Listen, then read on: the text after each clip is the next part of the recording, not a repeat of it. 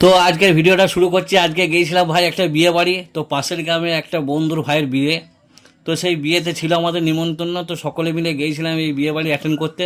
তো আর চলুন একটু যাওয়া যাক, কি বসেছে স্টল একটু দেখি। তো আমাদের একটু ন্যাক আছে কফি খাওয়া, তো আমরা বাবু ফুচকা টুচকা খেতে ভালোবাসি না, তো কফিটা একটু খেয়ে নিলাম।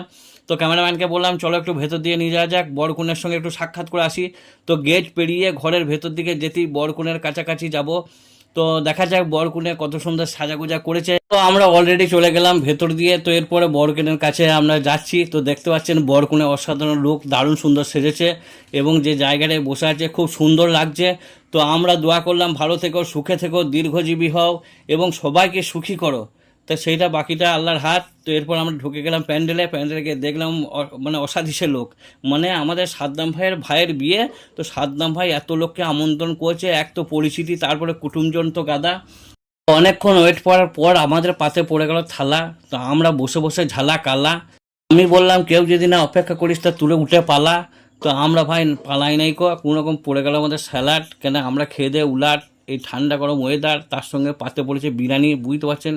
তো ক্যাটারিংটা ম্যানেজমেন্ট করতে অস্থির, মানে এত লোকজন হয়েছে। তা এখন আইডিয়া করে বলতে পারছি না, মনে হয় যেন হাজারখানেক ওভার হয়ে যাবে এত লোক।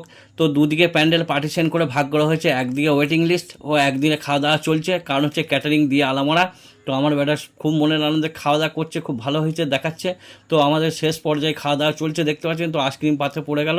তো এবার খাওয়া দাওয়ার শেষের দিকে এরপর আইসক্রিম খাবো এবং উঠবো। আর কিছু দরকার নেই, অনেক কিছু হয়ে গেল, প্রচুর আইটেম। তো একা একা অত ভিড়ের মাঝে দেখাতে পারিনি। তো বিয়েবাড়ি কমপ্লিট করে এরপর বাড়ির দিকে রওনা দেবো।